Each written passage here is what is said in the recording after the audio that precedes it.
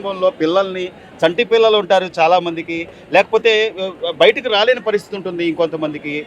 రేయింబౌళ్ళు కష్టపడి కొన్ని గంటలు దాని మీద శ్రమిస్తే తప్ప ఈ ప్రభుత్వ ఉద్యోగాలు వచ్చే పరిస్థితి కాదు. భావితరాలకు సంబంధించిన విద్యార్థుల్ని తీర్చిదిద్దే ఒక ఉపాధ్యాయులకు జరుగుతున్న అవమానంగా అనిపిస్తుందా? ఇది ఎట్లా చూడాలి? ఖచ్చితంగా సార్, ఇది ఒక అవమానంగానే మేమైతే పరిగణిస్తున్నాము. ఎందుకంటే ఇప్పుడు మీరు చెప్పినట్టుగానే ఎంతో మంది ఫ్యామిలీస్కి దూరం అయ్యి, చిన్న పిల్లలకి దూరం అయ్యి, ఎంతో కష్టపడి ఫైనాన్షియల్ గాను మా మెంటల్ గాను ఎంతో ఇబ్బందులు పాలయిన తర్వాతనే ఈ పోస్ట్ అనేది చాలా ట్రాన్స్పరెన్సీగానే జరిగాయి ఎగ్జామ్స్ అనేవి. కానీ ఎక్కడో అది రాజకీయ పరంగానో లేకపోతే మరి ఏ ఇంటర్నల్గా ఎటువంటి ప్రాబ్లం అయితే ఉందో వాళ్ళకి తెలియదు. కానీ ఇంతమంది వేల మీద ఇది ఫాల్స్ అలిగేషన్ చేయడం అనేది చాలా తప్పండి. ఎందుకంటే ఇది ఒక రాజకీయ పరంగా కాదు, ఇంతమంది 16,000 మంది కష్టపడి సంపాదించినటువంటి ఉద్యోగానికి, ఈ ఉద్యోగాలకి ఒక విమర్శనాత్మకంగా చెప్పేటువంటి ఒక ఇది అనమాట. ఇక్కడ మేము ఇంతమంది వచ్చాము, ఎవరు కూడా మమ్మల్ని బలవంతం చేసి మీరు ఇక్కడ రండి అని చెప్పేది కాదు. మేమందరం స్వచ్ఛందంగా వచ్చాము. ఎందుకంటే this is the transparency mega DSC 2025. అంతేగాని ఇన్ని వేల పోస్టులను చెప్పిన తర్వాత ఎక్కడో ఒక చిన్నటువంటి ఫాల్స్ అలిగేషన్, అది కూడా సరైన ఆధారం లేకుండా చెప్పడం అనేది వాస్తవం కాదు. సో ఇలాంటివన్నీ ఇంకోసారి జరగకూడదు అనేసి మేమందరం స్వచ్ఛందంగా ఇక్కడికి పార్టిసిపేట్ చేయడానికి. చివరగా మేడం, అంటే ఈ రోజున జంజీ ఉద్యమాన్ని ఉదాహరణగా చూపిస్తూ కనీసం అందులో పార్టిసిపేట్ చేసే వాళ్ళు కూడా ఎవరు మెగా డిఎస్సిలో పార్టిసిపేట్ చేసిన అభ్యర్థులు లేకపోగా, అదేమంటే కోర్టులు కేసులు వేస్తూ మెగా డిఎస్సి నోటిఫికేషన్ ఇచ్చిన దగ్గర నుంచి కూడా వందల సంఖ్యలో ఈ రోజున కేసు వేశారు, అన్నింటినీ కొట్టేస్తూ వచ్చింది. ఈ రోజున కోర్టులు కూడా చాలా స్పష్టంగా చెప్తున్నాయి మీరు రాజకీయంగా దీన్ని చూడొద్దు అని చెప్పి. అయినా కూడా పదే పదే ఈ రాజకీయ రంగు పొలమడం ఎంతవరకు సంబంధించింది? రాజకీయ రంగు పులవడం అంటే మాకు తెలిసినంత వరకు సార్, ఇన్ని ఇయర్స్ తర్వాత రిగార్డింగ్ లాస్ట్ గవర్నమెంట్ లో ఎక్కడ ఈ నోటిఫికేషన్ రాలేదు.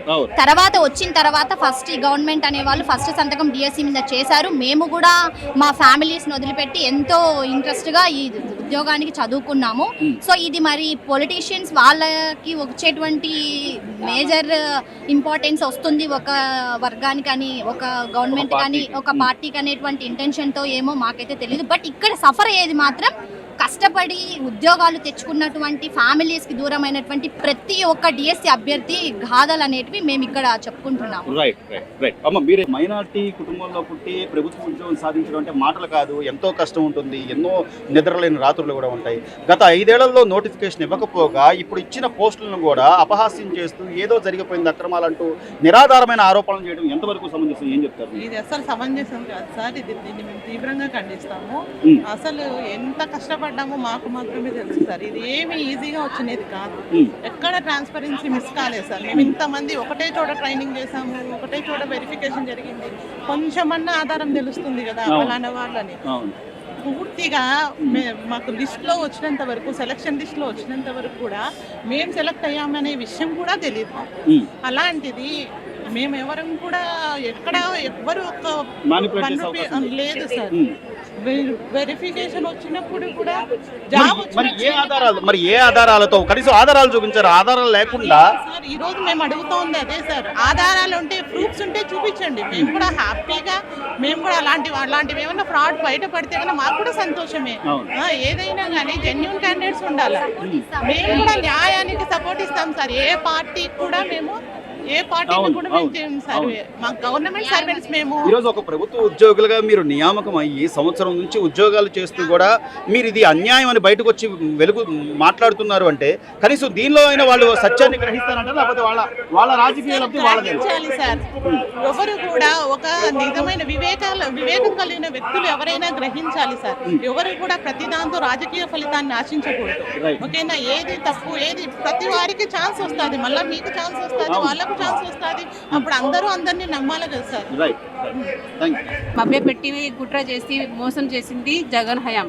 కానీ ఎప్పుడైతే చంద్రబాబు నాయుడు గారు మొదటి సంతకం చేసి ఆయన మనకు రాగానే మీకు డిఎస్సి వదులుతానని చెప్పగానే మాకు ఎంతో ధైర్యంతో మేము కష్టపడి సిబిఎన్ సార్ వస్తారని ధైర్యంతో మనం ఎంతో కష్టపడి మేము ఇక్కడికి ఇంతవరకు వచ్చాము.